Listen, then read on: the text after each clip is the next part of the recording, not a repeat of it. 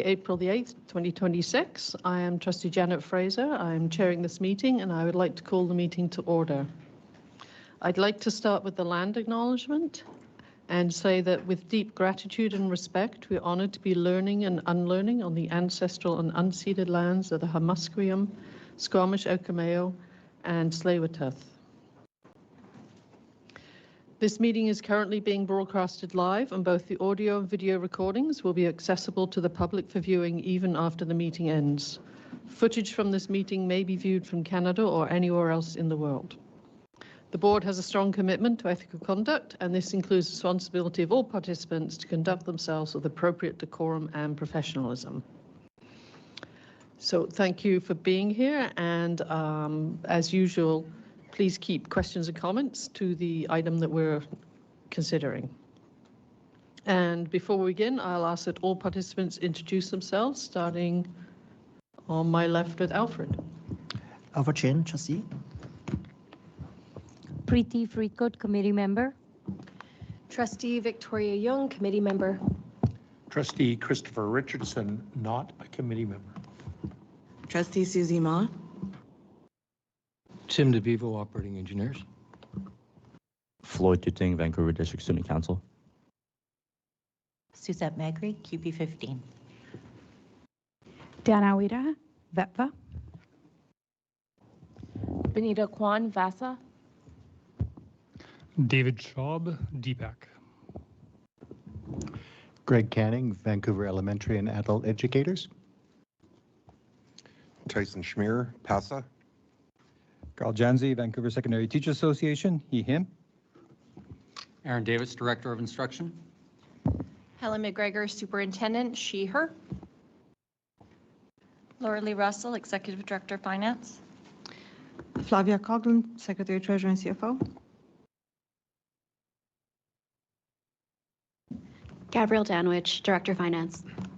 Paul Rosberg, Manager of Financial Planning and Analysis. Michael Gray, Executive Director, Employee Services. Good evening. Jesse Gresley-Jones, Executive Director of Facilities. Patricia McNeil, Director of Communications. Pedro De Silva, EHAM, Associate Superintendent. Allison Ogden, pronouns are she, her, Associate Superintendent. Maureen McRae-Stanger, she, her, Associate Superintendent, Elementary. Janice Myers, Associate Superintendent, she, her.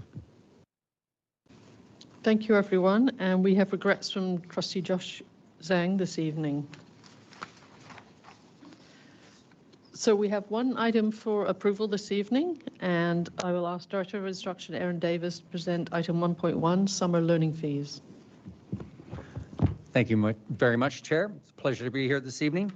Next slide, please. So the Vancouver School District provides a summer learning program that has robust subscription every summer. Our program has stayed about constant for the last 4 years. We have just over 11,000 students that attend the summer learning program through a range of different types of programs. We offer courses that are funded by the Ministry of Education and Childcare. We have fee-based activity courses for students in grades 1 to 7. And we also have fee-based courses for students in grades 8 to 12. The fee-based courses for students in grades 1 to 7 permit a family, should they choose to send their child to summer learning for the entire day, to attend one ministry-funded course and one activity-based course, providing all-day programming. The students who come for the activity-based course for the all-day programming continue to receive educational supports in ELL, Indigenous education, or for students with disabilities and diverse abilities, even though we don't receive funding from the ministry to do that for the fee-based course. It's a service we provide. The fee-based courses in grades 8 to 12 are largely subscribed by international students or non-ordinarily resident students in British Columbia, and would pay international fees, which I'll talk about in a moment. The reason that I'm here today is that we want to talk about a potential increase to these fee-based activity courses and international fees. Next slide, please. So the proposal that's presented today is to increase the grade 1 to 7 fee-based activity course from $390 to $425. And also increase the non-resident student learning summer fee For completion courses, these are 80-hour courses, grades 10 to 12, where an international student receives 4 credits upon completion towards the graduation program. Increase the rate from $2,100 to $2,175, which represents approximately 1/8 of a September to June international tuition fee payment, which is $17,000. The preview, review, ELL courses are 40-hour courses, again, would be for non-resident students, and to increase the fee modestly from $1,050 to $1,090. Next slide, please. The rationale for these fee increases is that ministry funding allocations, so the courses that are funded by the ministry, will not increase for the summer of 2026. That includes supplemental funding, which is outlined in the report that you received in the package. You can see the supplemental amounts that we apply for students who qualify for those. Those amounts will also remain fixed from 2025 to 2026. But more importantly, we've had a recent collective agreement settlement with the BCTF, and it includes general wage increases of 3% effective July 2025, July 1st, 2025, and an additional 3% effective July 1st, 2026. The summer learning program is fully staffed by multiple Vancouver School Board employee groups, all who are expected to receive similar salary increases. Those collective agreements are not resolved, but there is a pattern across the province. We also have inflationary costs for supplies that impact the summer learning budget. The proposed fee increases align with summer learning fees charged by other districts in the Metro Vancouver area. I believe in the package that the range is from just under $400 to a high of $500. So we are within the range that our Metro partners charge for fee-based courses. The same is true for international education. We're well within that range as well. So the proposal that's in front of you then for the trustees is the recommendation that the board approve the following 2026 summer learning fees. So that is a non-resident summer learning fee of $1,090 for preview, review, and ELL courses, a non-resident summer learning fee of $2,175 for grade 10 to 12 completion courses, and an elementary activity fee paying course increase to $425. At this time, I will take any questions. Thank you, Aaron, for the presentation. You have a question, Preeti? Thank you, Chair. My question is, there is a lot of families who can't even afford $390, right? Do we have anything for them if they still want to send their kids for the fee-based programs, but they don't have the capacity to pay for it? Through the chair, yes, we do. So the Vancouver School District, we have a financial hardship procedure. So the families typically, they either ask for support through their local school principal, or they can request it directly to the summer learning principal at VLN.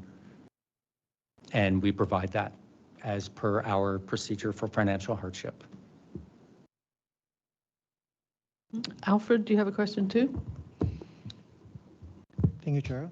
Can it be other way around that activity fees now is increased by almost 9%, while the non-resident student fee only increased by 3.8%? Can it be other way around, that like local students should be increased by less, while we can charge more on the non-resident students? Yeah. So through the chair, the rationale for the smaller increase for international student fees is to align them with the September to June rate. We have not increased the $17,000 tuition rate for September to June students for 26-27. I'm sure at some point there will be a discussion about that, but for our international students who attend Summer Learning 2026, those are students that are already in our system right now. They are not new students to the organization, and so it seemed appropriate to charge them 1/8 or about 1/16 of the tuition fee that they pay.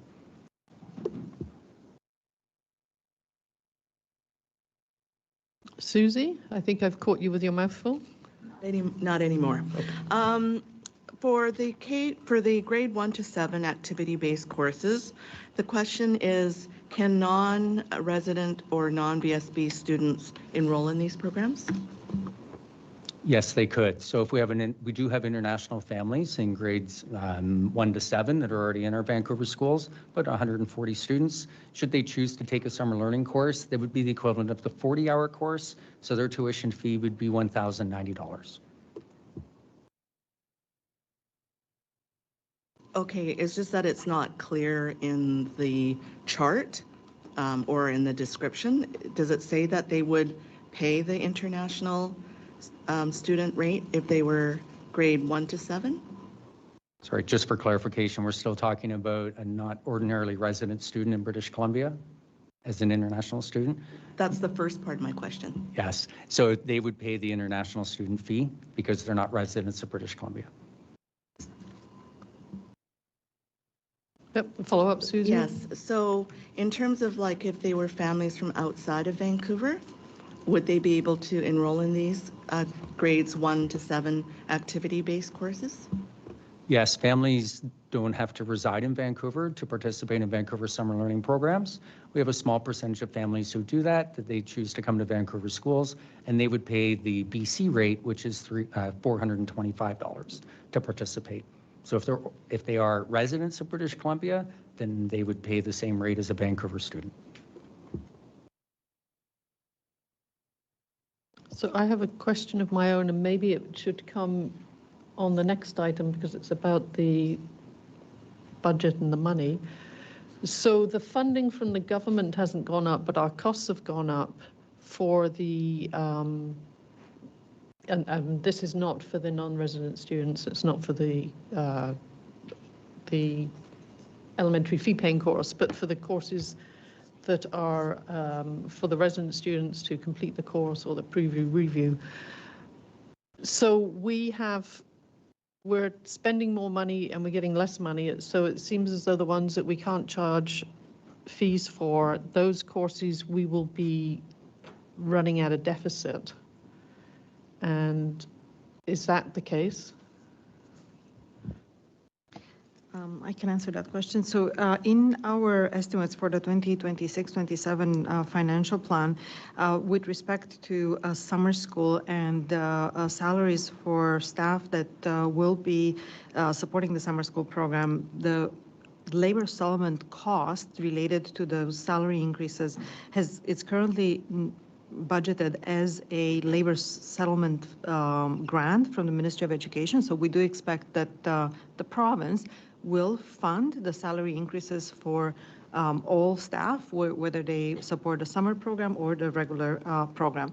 If that is not the case, then we will have to make adjustments to our estimates. But at this point, we are estimating that there is no negative impact to our bottom line related to the negotiated collective agreement wage increases.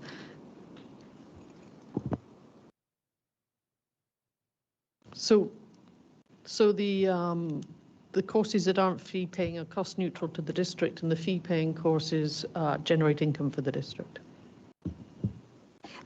Both the fee-paying courses and the non-fee-paying courses generate some revenue to the bottom line. So there is no, it's not a cost neutral. The activity fee that is calculated as a cost recovery. So those ones don't generate additional funding. The international student fee would generate some additional contribution to the bottom line of the PSB. Susie? So is there a cap on enrollment for either the grade 1 to 7 and the other type of programs? We follow collective agreement language when it comes to student class size. Sorry, through the chair. So yes, 4 to 7, class size maximum of 30, the same with 8 to 12. English would be at 28 for English language arts classes in high school. Let me try my question in a different way. So have we decided how many classes we will run? That's what I meant by the cap, I'm sorry. Thank you for the clarification. Yes, the summer learning program does have constraints that we work with. One is what buildings are available. So we want to make sure that we, know how many classrooms or classes we can run in those spaces, and that facilities, we work in collaboration with them to make sure that the space is available. The other part is recruitment of the workforce. The only teachers that we employ for summer learning are already existing Vancouver School District teachers. And so teachers indicate an interest, and then we maximize our workforce that is the teacher workforce, to match to the demand of students. I will say that we have been the same size for the last 4 years, largely because that's the maximum number of teachers that make themselves available for employment in the summer. Follow up, Susie? No, go ahead. So in the VSB grade 8 to 12 programs, how do these fees compare with the neighboring districts? The only fees that we charge for secondary programming are the international student fees, and it's in alignment with surrounding school districts.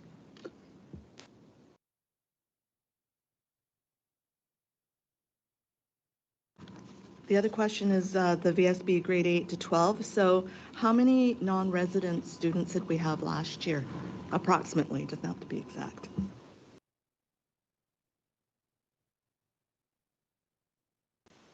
Through the chair, I have that. I just have to find it in my data table.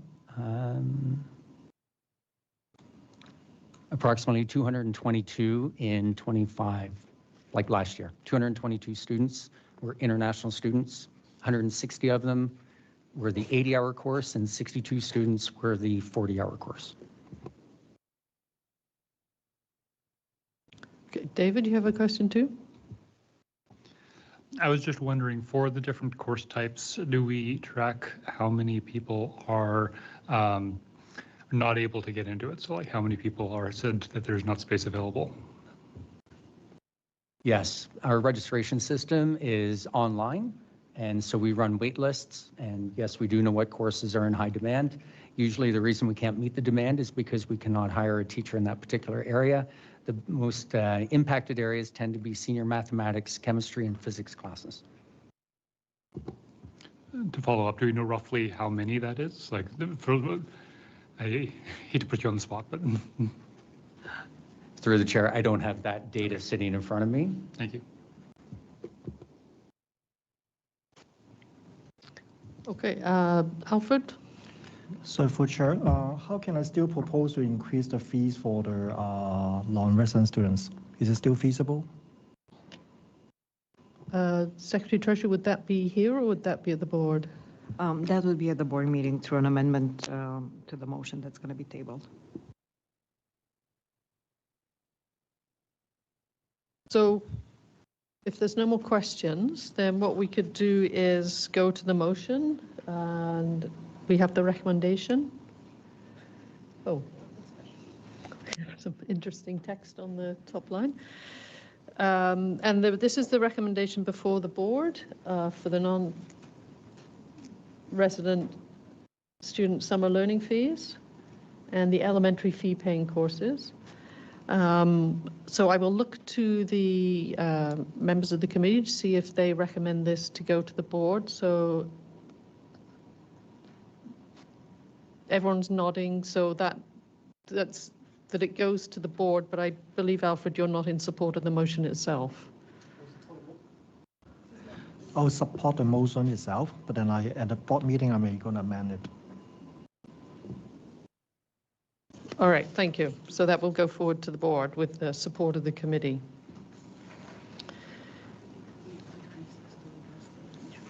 We're just going to take a brief recess because there's a problem with the projection on the screen, and I think we want it correct for the next item. Okay, welcome back. We have resolved our presentation issues. And as there are no items for discussion, we'll move to our information item. And I'll ask the Superintendent and Secretary Treasurer to present the draft 2026-2027 financial plan. Thank you, Chair. Good evening, everyone. Tonight, myself and Flavia Coughlin, Secretary Treasurer, will be co-presenting the draft 26-27 financial plan. A financial plan for a school district, and in this case, the second largest school district in British Columbia, is a complex task.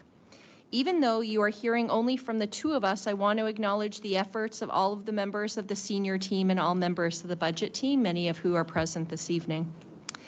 Last evening, we presented this draft financial plan at a special board meeting. We are pleased to present a balanced operating budget for the 26-27 school year, and also a draft multi-year plan that incorporates all funds. This draft financial plan has been informed by the VSB education plan, the priorities outlined in the Framework for Enhancing Student Learning report, and the key considerations that emerge from the financial plan engagement process to date. We will be getting into more specifics of these elements as we work through our presentation this evening, which will be a little different than the one that some of you participated in last evening. For everybody here in the boardroom, the committee, we are asking you to hold any questions you might have until the end of the presentation, and we would be pleased to answer them at that time through the chair. For folks attending this meeting online, the draft 26-27 financial plan report has been posted online where the agenda for this meeting is posted. We will be referring to page numbers or sections in the report as we present this evening to help people follow along. I do want to make an important note. The largest part of our finances, as you will see, are spent on salaries and benefits. To that end, it is important to note that adjustments proposed in this plan and the impact of declining enrollment have impacts on individual employees. We have met with union leaders and professional association leaders whose membership might be impacted by proposals in this draft financial plan. Conversations are also happening with individual staff that might be impacted. Remember, this is a draft plan at this point. We follow the provisions of collective agreements and employment contracts, and we will not be discussing individual impacts in public meetings. When the board approves the budget bylaw, staff then will implement the budget by following all required processes with respect to our employees. So I thought that was important for people to know as we proceed through the presentation this evening. Next slide, please. I wanted to highlight something that is different, which is legislation put into place in 2025 related to Indigenous Education Councils, as outlined in the BC School Act.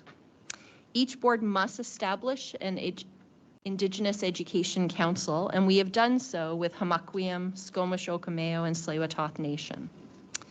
The IEC also has responsibility for approval of the Indigenous targeted funds that show in our financial plan. Last evening, I had reported that we were planning for a meeting this week. Due to feedback from the nations, we're looking to reschedule a meeting into next week. So just wanted to make you aware that things had changed a little bit. Next slide. Not a surprise, I think, to folks around this table, but a board must approve a balanced budget. That is a responsibility of the board and in compliance with legislation. And what that means is that expenses are equal to revenues, which may also include the use of surplus funds. And you're going to hear about all of the funds in the presentation this evening. Next slide. Alignment of policy and legislation alongside the education plan directions are critical to a board's financial planning process. The VSB's education plan is the North Star for our daily work and for decisions made by the board. Page 6 of the draft financial plan report includes links to the plan, which is grounded with a values statement, equity statement, and 3 main goal areas. Want to learn more about our education plan, there's more materials on our website. Next slide. Also on page 6, you will see this visual. The draft financial plan for 26-27 has been developed amidst a backdrop of economic uncertainty as British Columbia navigates potential financial challenges and continued impact of changed federal immigration policies that continue to impact student enrollment in the school district. Despite this, VSB remains committed to maintaining a comparable level of programs and services as provided in the previous school year, this year, 25-26. The draft financial plan prioritizes initiatives that align with the goals outlined in the education plan, ensuring that VSB continues to support positive outcomes and experiences for students. Throughout this financial planning process, all spending has been meticulously reviewed to redirect resources to schools and classrooms, fostering inclusive learning environments. The plan responds to community calls for more direct support for student learning in their neighborhood schools by reallocating available funding resources, resulting in additional student support workers, or SSAs, that appear in this plan. This budget achieves these goals by reallocating positions from the district to schools and classrooms and reducing district-level budgets, centering the needs of students while ensuring fiscal responsibility in challenging economic circumstances. We have also built this plan to operate within special purpose funding we are provided to offer supports and services. Next slide, please. Our financial planning engagement began on January 12th officially, when we opened written submissions by mail and email to budget@vsb.bc.ca. These written submissions have been shared weekly with trustees, and to date we've received 27 submissions. Engagement activities throughout this process have been designed in line with IAP2 best practices, offering multiple and accessible ways for people to provide input. We engage a broad range of voices, including inherent rights holders, formal stakeholder groups, students, families, staff, and the broader public. An interim engagement summary report was posted on our website and shared broadly at the end of February, and I do encourage you, if you'd like to learn more, to go and take a look at that fulsome report. The engagement report will be updated to reflect perspectives shared since that date and through the remaining engagement opportunities, with a final summary provided ahead of the board's final consideration of the financial plan. The timeline on the slide, which you can see, shows key engagement activities that have been completed to date and what's coming. So on there you can see today's date, April 8th. We're at the Finance and Personnel Committee, where we're presenting the plan, and stakeholders and trustees have the opportunity to ask questions. You can see the following dates there. I'm now going to pass it over to Secretary Treasurer Coughlin. Thank you. Good evening. Next slide, please.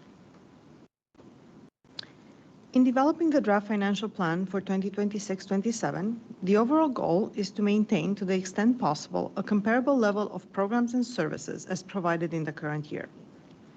The development of the annual budget for 26-27 included the development and approval by the board of the 2025-26 amended annual budget, which was approved by the board back in February, the development and submission to the Ministry of Education and Childcare of 3-year enrollment projections, and those were shared with this committee at the February meeting. The development of base budget, which included revenue and expense estimates, validation through a detailed budget review process, estimated enrollment-driven changes to revenue and expenditures, estimated changes to employee salaries and benefits, estimated change to services, supplies, and utilities due to contractual rate changes, and adjustments for one-time revenue and expenditures that were included in the 2025-26 budget but should not reoccur in 2026-27. We also completed a comprehensive review of all grants to ensure that the expenditures associated with those grants do not exceed the allocated funding. Consideration has been given to structural deficit reduction strategies and to not implementing any changes to this budget that will increase the structural deficit. The financial plan engagement feedback was considered and informed financial priorities included in this draft financial plan. Next slide, please.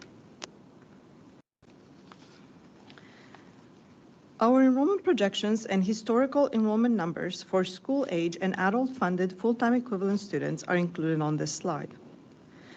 VSB estimates serving 51,859 students during the 2026-27 academic year. This represents a decrease of 332 students compared to the current year. The variance is primarily attributed to changes in federal immigration policies, which have led to lower immigration levels. Enrollment will be closely monitored throughout the year, and staffing levels may need to be adjusted to reflect actual enrollment in our schools. Additional information about enrollment is available in the report starting on page 54. The Ministry of Education and Childcare used the enrollment projections provided by all school districts to calculate the preliminary operating grants that were announced on March 12, 2026. Next slide, please. The Ministry of Education and Childcare provides two types of grants, operating grants and special grants. This slide includes information about the operating grant for 2026-27. Details about the operating grant are available starting on page 18 of the report. Operating grants are allocated based on a multi-part formula, primarily based on student enrollment, with 73% of funds being allocated using the standard per student FTE amount of $9,015 per school age. There were no changes in per pupil rates to reflect the recently ratified collective agreement with the teachers union, and is expected that labor settlement funding will not be received through this grant, but as a separate labor settlement grant. No additional funding has been provided by government to address inflationary cost pressures. The preliminary operating grant for 2026-27 is $589.51 million. This grant will be amended by the Ministry of Education and Childcare in 2026-27 based on actual student enrollment in our schools reported in the three counts, September, February, and May. Next slide, please. This slide summarizes estimated special grant funding for the 2026-27 year compared to grants received in 2025-26. The announced preliminary classroom enhancement fund allocation for teachers represents 100% of funding received in the current year.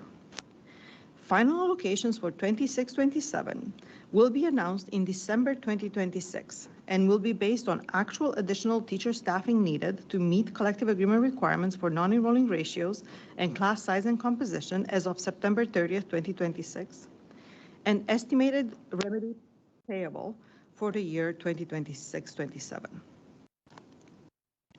The Classroom Enhancement Fund remedy funding is not yet announced, and it will only be announced in December 2026. So our budget does not include either revenue or expenses associated with remedy for the 2026-27 year. And our estimate is that any remedy that is going to be accrued is going to be fully funded by the province, and those adjustments will be made in the amended budget. Community link funding remains unchanged, and the Learning Improvement Fund funding has increased slightly by now $9,607. Labor settlement funding amount, although included in this table, has not yet been announced by the Ministry of Education and Childcare. Our estimate is that the funding required to meet our labor settlement obligation in 2026-27 is $29.6 million. Feeding Futures funding has been confirmed by the Ministry of Education and Childcare and is included on this slide, a slight increase of $22,861 compared to the current year. The National School Food Program has not yet been announced, and what's shown in this table is our estimate based on our enrollment estimates for next year. This amount is going to be confirmed over the next month, and when that's the case, we will update our draft financial plan. Next slide, please. On this slide, we have summarized revenue and expense for all funds. Additional information can be found on page 16 of the report. For 26-27, a deficit of $1.63 million is budgeted for the capital fund. A deficit in the capital fund is permitted for the amount that amortization of tangible capital assets expense exceeds the amortization of deferred capital revenue. This year, that amount is $7.99 million. Additional information about the capital fund is included in the report starting on page 42. Next slide, please. On this slide, the bar graph depicts the revenue by source. For all funds, 88.81% of revenue is from provincial grants, 2.19% of revenue is from tuition, rentals and leases contribute to 1.08% of revenue, and the balance, 7.92%, is made up of amortization of deferred capital revenue, investment income, and other revenue. The pie chart displays the expense by type for all funds. For all funds combined, salaries and benefits represent 85.11% of total spending. Services and supplies represent 9.96%, and the amortization of tangible capital assets represents 4.92%. Next slide, please. In the next few slides, we will dive deeper into the budget for the operating fund, including this draft financial plan. On this slide, we have summarized the revenue and expense estimated for the operating fund. Detailed information about the changes incorporated in this draft operating budget can be found from page 17 to page 31 of the report. For the operating fund, a balanced budget is included in this draft financial plan. Revenues are estimated to increase by $26.2 million in 26-27 compared to the current year. The largest estimated funding increase relates to labor settlement funding, which is expected to total $29.63 million. And this is partially offset by the estimated reduction of $5.15 million in tuition revenue related to lower projected international student enrollment. Estimated operating grant changes related to enrollment are summarized on page 8 of the report. For expenses, salaries and benefits are estimated to increase by $26.44 million, and details of the change drivers are included on pages 22, 23, and 24 of the report. Services and supplies costs are forecasted to be $7.21 million lower than budgeted in the current year, and details for the changes are included on page 25 of the report. The annual budget reflects the removal of one-time costs incurred in the 2025-26 year that are not expected to be incurred in 26-27, as they were related to appropriate surplus from the prior year that was carried forward to the current year to support deferred spending. And those one-time items total $7.36 million. Increases to services and supplies are related to contractual or rate changes totaling $610,000, and proposed budget reductions for district-level supplies and services budgets totaling $480,000. Next slide, please. Starting on page 26 of the draft financial plan, you will find the operating budget highlights. The majority of operating revenues are estimated to be received from the government in the form of the operating grant from the Ministry of Education and Childcare, other provincial grants, and federal grants. That is 92.81% of our operating budget revenue. The level of provincial funding consequently has a significant impact on the educational services and programs that can be offered by the VSB. Because the primary determinant of provincial funding is enrollment, variances between the forecasted enrollment and actual enrollment affect the actual funding received in the year. And we will continue to monitor enrollment throughout the year and provide updates as needed. Outside of provincial grants, international education and other tuition fees are the primary source of revenue, which account for 5.55% of total revenue. The projected operating budget revenue for 26-27 is $680.07 million. Next slide, please. The projected operating expenditures total $680.07 million. Salaries and benefits account for 91% of operating budget expenditures, while services, supplies, utilities, and capital assets purchased represent 9%. And with this, I'll pass it over to Superintendent McGregor. Thank you, and through the chair. I'd like to bring your attention to pages 26 to 31 of the draft financial plan document, and you will find the operating budget highlights section that includes specific mention, if you can move to the next slide, of Indigenous education, inclusive education, international education, early learning and childcare, food services, print shop operations, and the Vancouver Project Office. So I'm going to do a review of those items, but I'm going to ask some of my colleagues to add some bit of additional information from our presentation from yesterday evening. So I wanted to start with Indigenous education. We anticipate a slight reduction in enrollment for Indigenous students that have self-identified to 2003 FTE next year, which generates $3.59 million of targeted funding. And you heard me talk earlier about the legislative requirements of the IEC approving the use of targeted funds. So we have another meeting next week to continue that work. Page 27 provides you more details about Indigenous education and that important work. If you move to the next page, page 28, I'll move on to inclusive education. This year's budget is informed primarily by enrollment data and observed shifts in student support needs across the district. The Vancouver School Board is seeing an increase in the number of students reported in the Level 2 funding category, and that is similar across the province as we talk to our colleagues. And this is expected to continue into the following school year. At the same time, referral numbers for elementary self-contained programs remain low, reflecting changing patterns as more students are supported in their local neighborhood schools. In response to these trends, the budget prioritizes investments that strengthen inclusive supports within neighborhood schools, rather than operating small, segregated programs with limited enrollment. I'd like to bring your attention to the bottom of page 28. There is an infographic there that will be of interest to you.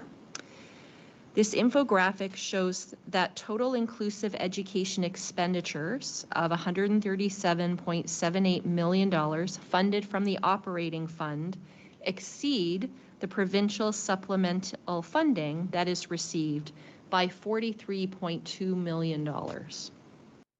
I also want to note that additional inclusive education supports are provided through special purpose funds, especially the Classroom Enhancement Fund and Community Link.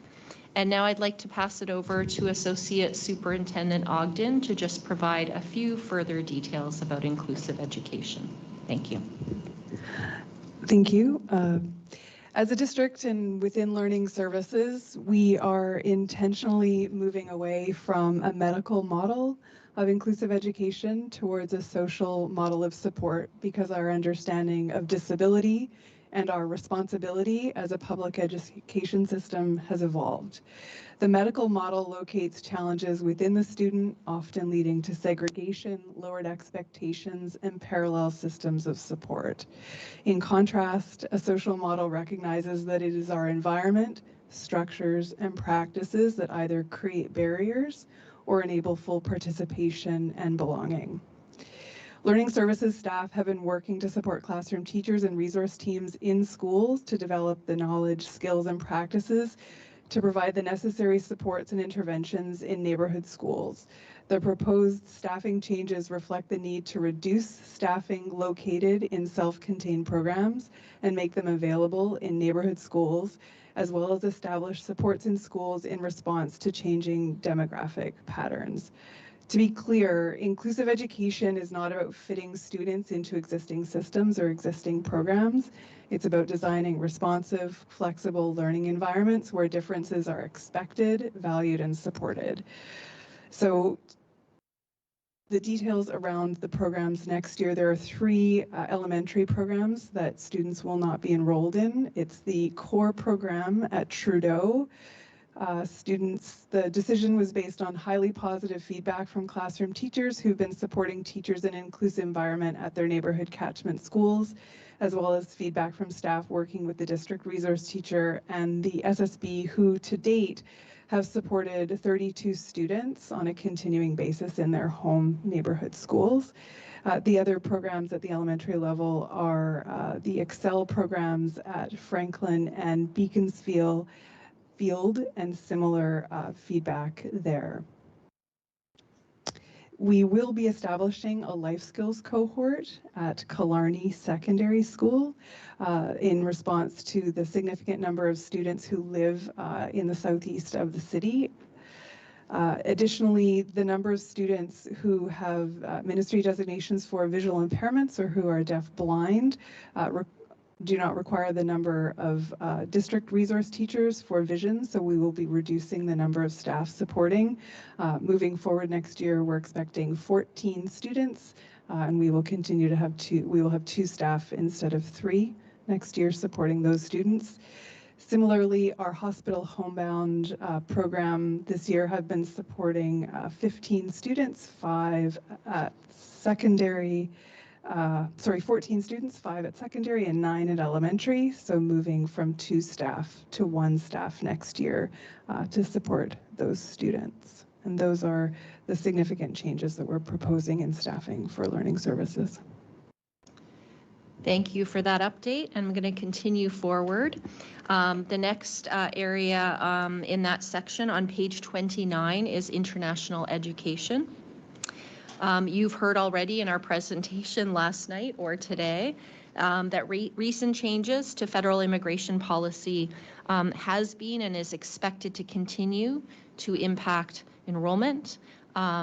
Specifically for next year, we're predicting a decline in enrollment of 298 FTE students compared to this year. The budget allocations for the international education program, therefore, have been reduced to reflect the estimated lower enrollment. I also wanted to let you all know that a program review will be completed in 2026 to ensure the long-term sustainability of the international education program. There's further details on page 29 for you to refer to. I then wanted to move on to early learning and childcare. And the district continues to support early learning and childcare on school sites. I need to note, within limited and in some cases time-limited ministry funding, resources will be prioritized to support demand for before and after school care, maintain cost efficiencies, and sustain essential district-level oversight and coordination services. Staffing is funded through a combination of provincial grants and operating resources and is structured to align with available funding while advancing the district's education plan and board policy 22, which is childcare services in district facilities. I want to also state, and this is over onto the top of page 30, the district remains committed to working collaboratively with current and future childcare providers to support the delivery of high quality, developmentally appropriate and educationally sound programs on school grounds while continuing to monitor funding availability, service demand, and operational sustainability.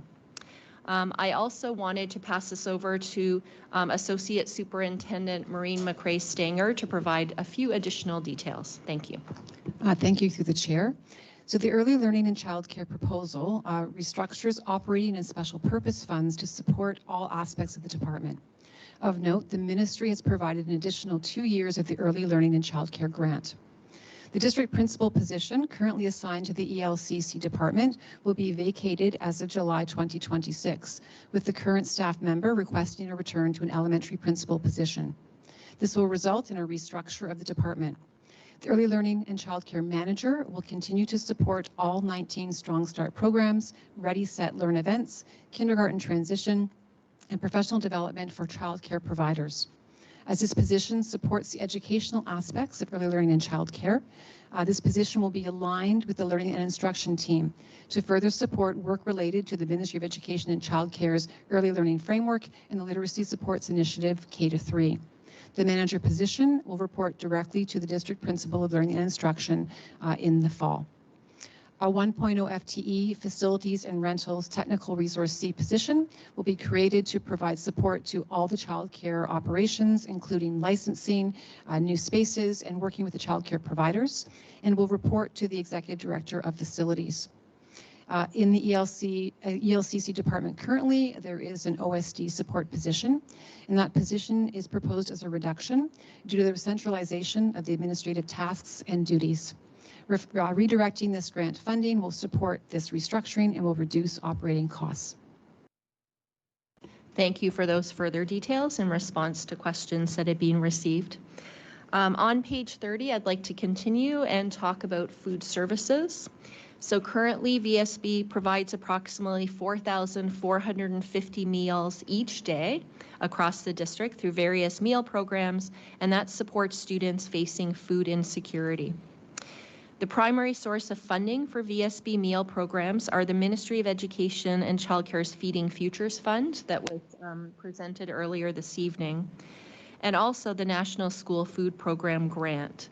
And you heard earlier, we are awaiting the formal announcement of that funding for the next school year, and our plan currently includes a projected amount. So wanted you to be aware, there are further details there about food services, and we're very much looking forward to continuing to provide the current level of supports to students across VSB. If you turn on to page 31, I'd like to talk about print shop operations. And I wanted you to know that effective July 1st, 2026, the district will be discontinuing external printing services and transition the print shop to an internal-only service model. This transition aligns print shop operations more closely with our needs as a district, reduces financial risks associated with variable external demand, and contributes to ongoing operating cost containment. While the external work does generate some revenue, it also has significant costs. This move will actually generate a savings of $0.07 million and allow for simplified equipment replacement plan, avoiding the need to replace a second copier and resulting in one-time capital cost avoidance of also $0.07 million. So wanted to provide that update. And the last item is the Vancouver Project Office, or you may hear about it as the VPO. So the Vancouver Project Office is responsible for providing professional project management services for major capital initiatives, including seismic mitigation and other complex infrastructure projects. Historically, the VPO's activities were focused exclusively on capital projects within the VSB, and were funded entirely through the capital fund through the province. In recent years, while no major capital projects have been approved by the province for VSB, the VPO has expanded its role to provide project management services for major capital projects on behalf of other BC school districts. As a result, the district has revised its budgeting approach for the VPO to more accurately reflect the work performed. A portion of the VPO staff salaries are now budgeted in the operating fund under other professionals, which is $0.8 million, with a corresponding increase in the operating revenues to reflect cost recovery from participating districts. This allows for more budget transparency, but it also allows the district to retain highly qualified capital project staff and also contributing to the broader capacity by supporting smaller school districts across the province with their capital needs. And thank you for that opportunity. I'll pass it back to Secretary Treasurer Coughlin. Thank you. Next slide, please. Starting on page 49 of the draft financial plan document, you'll find the key risks to our estimates. These risks relate to revenue estimates, expense estimates, potential capital project over expenditure, mitigation of enterprise risks, and addressing the structural deficit. For revenue, it is important to highlight that the estimated grant revenue included in this plan is based on projected enrollment, which will be confirmed in September 2026. Another revenue assumption is that all labor settlement costs and management salary increases will be fully funded by the ministry. For expense, salary and benefit estimates are based on average salaries and benefit rates for teachers and specific salaries for other employee groups. Variances in average teacher salaries will impact forecasted results, and actual cost for substitutes may vary significantly from the historical trends which are reflected in this draft financial plan. Changes in weather patterns may impact utilities and forecasted utilities costs and result in unanticipated expenditures. The staffing levels included in these estimates are based on projected student enrollment. Any material change to student enrollment or the distribution of students by school may impact the staffing levels required in 26-27. It should also be noted that necessary infrastructure investments, maintenance and upgrades are not funded as part of the ongoing budget, which means that the VSB has a structural deficit which must be addressed. The only funding available to address the risks that materialize during 2026-27 is the contingency established by the board, which currently has an estimated balance for operating of $6.6 million, which is just under the minimum 1% established by the board, and $3.72 million for local capital. Next slide, please. Further opportunities for engagement regarding the draft financial plan are noted on this slide. The Committee of the Whole meeting on April 13th, when inherent rights holders and stakeholders are invited to present to the board their views on the draft financial plan. A public delegation meeting on April 15th for members of the broader public to present to the board on this draft financial plan. Written submissions can be made via mail or email and will be accepted until 4 p.m. on April 16, 2026. Trustees will put forward motions to amend the draft financial plan at the April 20th, 2026 special public board meeting. And finally, the board will consider the adoption of the 2026-27 financial plan at the April 29th public board meeting. This concludes our presentation. We would be happy to answer any questions that the committee might have. Thank you. All right, thank you to everyone who presented, and particularly to Helen and Flavia for taking the lion's share of the presenting. So questions from committee members and representatives. Carl, if you'd like to start off. Yes, thank you. That was very comprehensive overview of the budget document. I do have a number of questions, so I will happily cede the mic as others. I guess the one I want to start off with is the International Student Fund. The international student revenue changes based on a reduction of what it amounts to equivalent of like 25% reduction in the number of students that the district expects. I'm just curious, how do I want to frame this? I'm looking at the risk factors page right now to start with. So we've got page 49. It says that any major negative variance from estimates will have to be funded from the contingency reserve, which is how we conservatively budget for a reduction. My question is, if you flip back and you look at page 29 of 68, where we actually look at the numbers, and I've got previous projections, we've under projected in a number of years.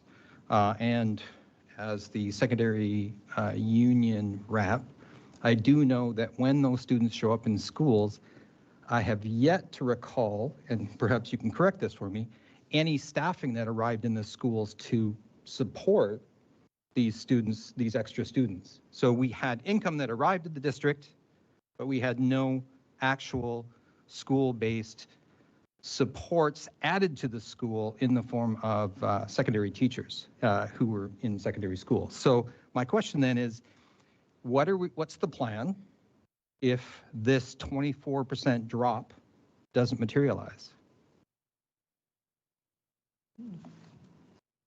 Flavia? As I noted in my comments, this year is a really unusual year in terms of enrollment patterns because of the changes to the federal immigration policy. And we are very, very closely monitoring enrollment in our schools. Currently, we actually see an enrollment that is even lower than what we've included in our estimates. As students start enrolling in our schools, we adjust staffing if needed to support students that are arriving in our schools. And conversely, if enrollment is lower than what we've projected, we will have to adjust our class organizations to reflect that. That is a process that is ongoing through the spring and then again in the fall as enrollment is confirmed throughout our schools. Helen? And what I'd like to say is we're monitoring international education students and projected students very closely. We do know the students that we are connected to and are in the chain to attend and working through the process of visas, et cetera. So we do know that there is a reduction. This is not uncommon across British Columbia and other parts of Canada, as I've had recent meetings. So we are monitoring it very, very closely, and we will adapt as we do. And you heard from the Secretary Treasurer if there are adjustments to student population. The other thing I will say that sometimes where students arrive and where they attend, let's say 100 students arrive, it may be a student in each of our schools. So there's also that impact of where do students actually attend when they arrive if there is a change. And that's the same when there's a decline in enrollment. It might be dispersed across the district, or it may be in particular communities. So that's part of the district team's work, is closely monitoring. And I think you heard from the Secretary Treasurer, there are significant impacts right now, and projections are a challenge for everybody across the province in understanding what the continued impacts are going to be of those federal immigration changes. Thank you. Thank you. And Carl, what I think we'll do is we'll go with 2 questions per person and then keep circling around, bearing in mind we do have another committee meeting at 7. Sorry, and on that question, Pedro would like to add another comment. Through the chair. Thanks, Carl, for your question. I would like to say that I can give a lot of confidence that, if there is an increase in international students, that we'll work with our secondary colleagues, and we will create space for them as they do bring in additional revenue. So I think your original question, Carl, is, what happens if there's a reduction or an increase? If there's an increase, we will adjust. And in this year, we just haven't experienced it, but there are ongoing conversations that monitor the opportunity and spaces in schools. And if there is a need sometimes to add additional staffing, that will happen to accommodate the students. Thanks. So Carl, do you have a follow-up on that or a separate question? I have lots of questions, so go to I won't. I'm happy to let someone else and come back, and I'll do another one. Let's do 2, and then we'll come back to you. Do another one, okay. So you'll have had 2, and then we'll go to someone else. Okay, sure. Then I'll jump to a reasonably concise one. How's that? I'm looking at where was that page? We were looking at print shop operations on page 31. So print shop operations currently generate 1.17 million, so $170,000. You're looking at annual savings of $70,000 and a one-time saving of $70,000, which doesn't add up actually to the it doesn't add up to 1.7 million. So we're looking at a reduction of a union shop that has no necessary negative outflow right now. It's making more money than you're spending on it based on these numbers. That's my math looking at this table. Conversely, directly below in the BPO office, that's a much bigger number, 0.8 million, so $800,000. Now, what I find interesting though is this isn't a union shop. And it seems fine to keep non-unionized employees in this district, like they're professionals and they're important to us, instead of if we're not have work for them, releasing them and letting them go, like we seem to be doing with our union shop. So I'm curious, how does the district square the perception that it's okay to reduce a unionized shop, but that it's more important to keep non-unionized employees? Flavia? Thank you for the question. First, with respect to the numbers, the revenue is $170,000. The cost, ongoing costs are $170,000, $70,000 for supplies and $100,000 for staffing. And we also have capital costs that are renewed on a periodic basis. So about every 4 years, we have to purchase new equipment, and equipment will have to be purchased this year, totaling $70,000 of additional expenditure. So the savings are the $70,000. Also, one important trend with respect to printing is that the printing requirements have decreased year over year. We also see this as an unpredictable source of revenue, but a very predictable expense that we have to commit to. Also, as a school district, we are not set up as a business to, so we do not have a business company that can provide these print services to others. So that is the critical element.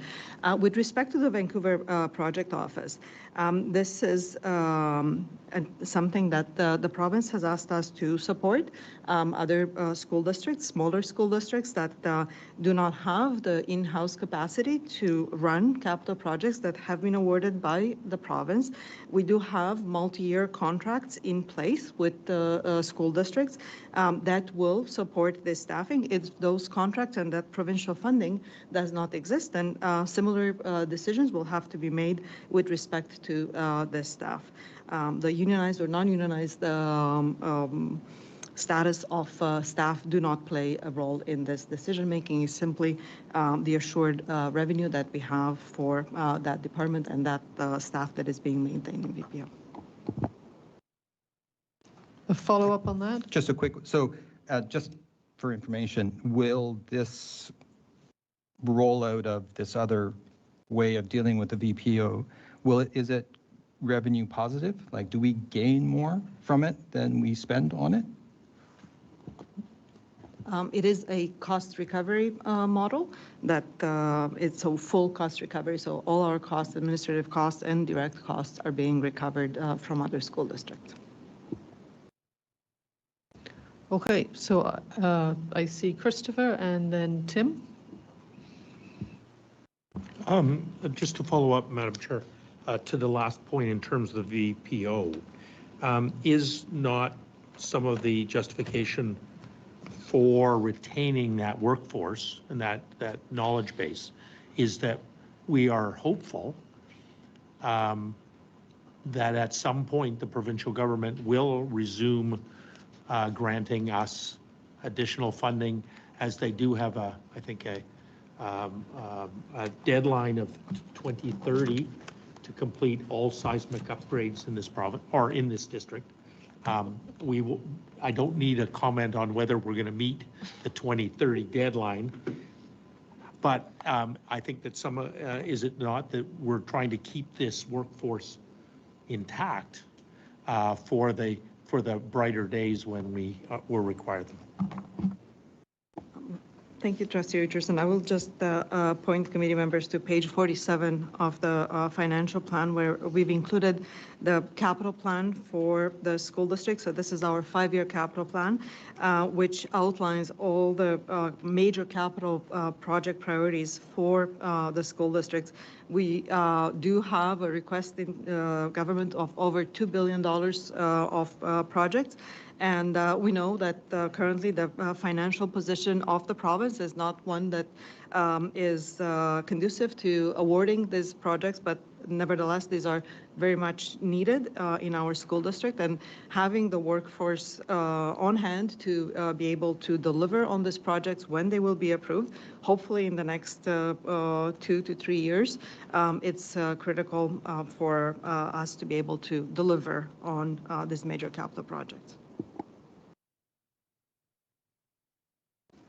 Thank you, Christopher. And going to Tim. Thank you, Chair. Through the Chair to the Secretary Treasurer, on page 24 of 68, the reference to WorkSafe BC premiums. I'm wondering, our rates are going back up to 171 from 157. Is that because we did not achieve our core status that we set out to do a few years ago? Thank you. The rates are increasing, and we don't have yet confirmation from WorkSafe on the specific rate, but there was an unusual adjustment in the current year where the WorkSafe BC board has decided to use surplus that they have accumulated to reduce rates across the board.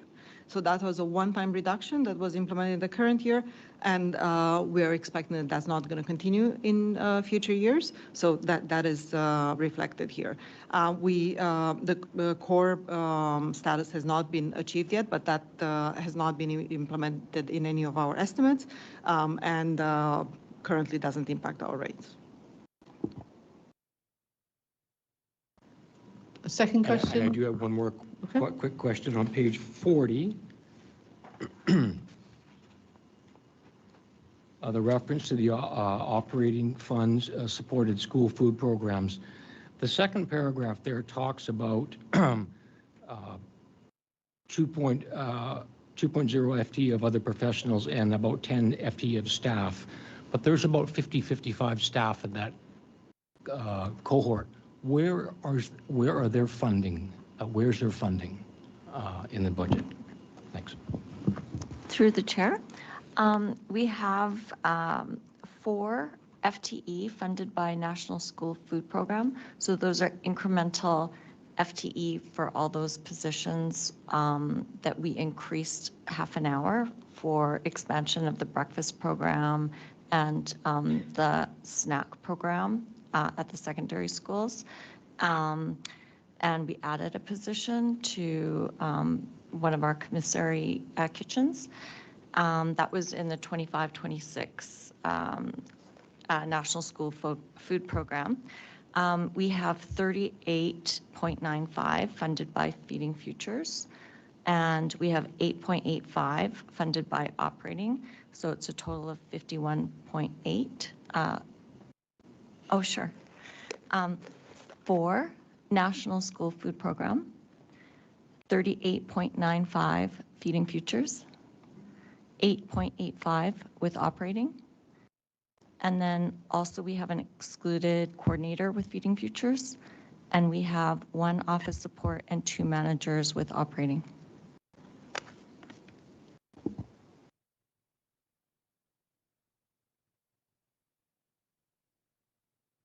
Okay, Tim. Thank you, Tim. Going to David now. I don't know if I'm getting lost between the definitions of education assistance and educational assistance, but I just wanted some clarity regarding on page 28 for the inclusive education section. The table has education assistance as 76 million. On page 32 in figure 13, operating revenue and expenses by type, the educational assistance line, which I think is the larger umbrella term, is 61 million. And I just wanted to understand the umbrella and the variation.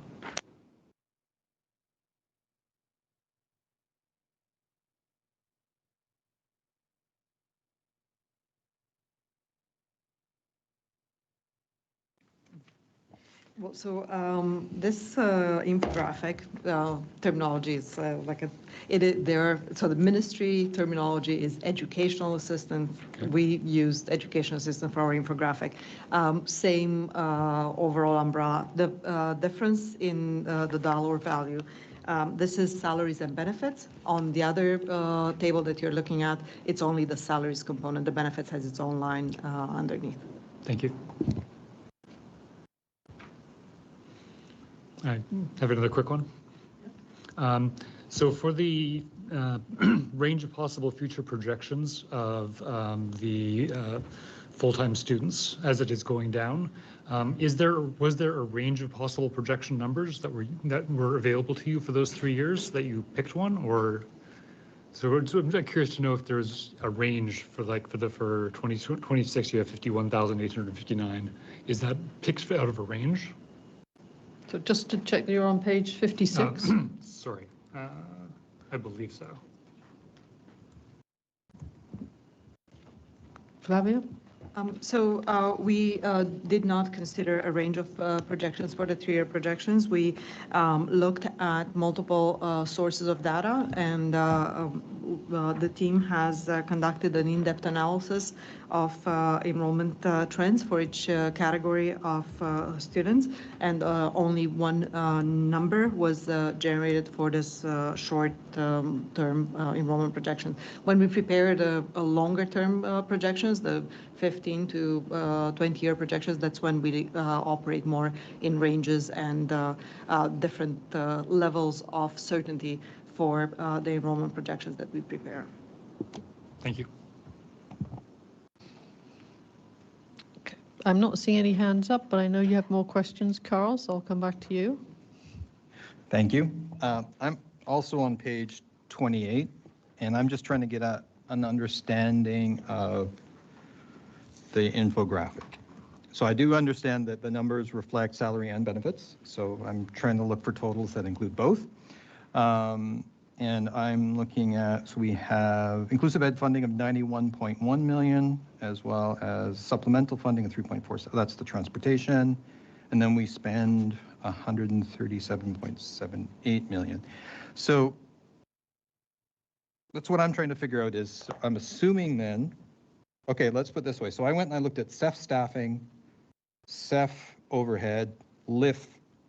So I'm on, sorry, people, Schedule 3A. There you go. 3A page. Oh, it's at the very back. It has its own. Here we are. So if you look at CEF, which is Classroom Enhancement Fund, and that is to deal specifically with student designations.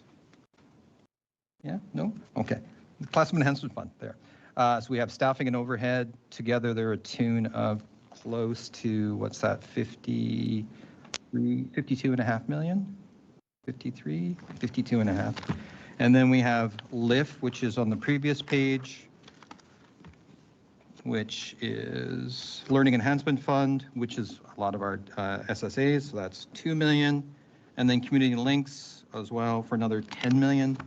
Now, is that included in the number that's 94.58? Or is that additional supplemental funding, which seems to be, yes, that's my question. And how do these all reconcile? Well, I will point you to right above the graph where we say additional inclusive education supports are provided through special purpose funds. So this graph does not include all those supports that you've just mentioned. So Learning Improvement Fund funded staffing, or Classroom Enhancement Fund, or any other specialty funding that we receive is not included in this graph.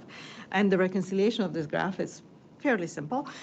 If there are two numbers that are outlined on Schedule 2C. One is under line 110, inclusive education. So that is the allocation to inclusive education in all the different salary categories, plus under 770, student transportation, that is the transportation amount. So those two added together would get you to the 137.78 million. The grant amount, which is the 94.58, it is a bit buried in Ministry of Education tables for the operating fund, but there is a special table for transportation that outlines what the component is for students with diverse needs, and then inclusive ed has its own category. So that's how those numbers add up together.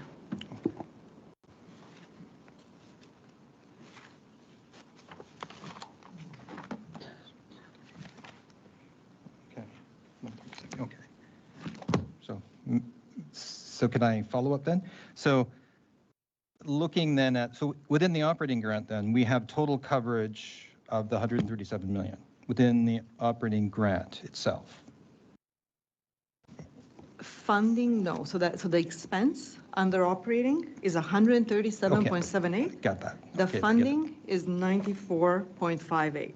So other operating funds are used to supplement. So that is 43.2 million of operating fund that is not specifically derived from inclusive education student enrollment is allocated to support inclusive education in the school district.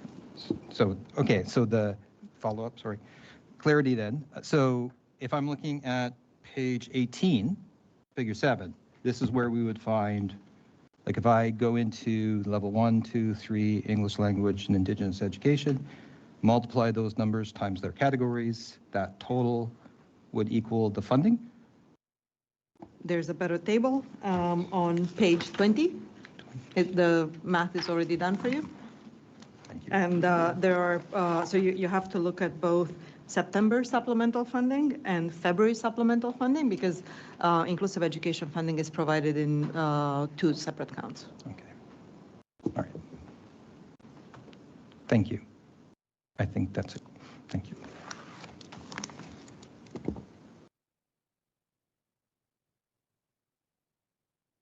Susie, you have a question?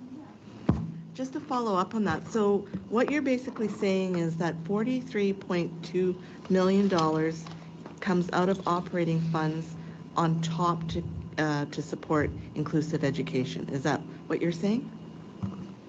That is correct. So that is not supplemental funding that is provided by the ministry, but is general operating funding that we have in the district, and that could be from a variety of revenue sources that is prioritized to support inclusive education in the school district.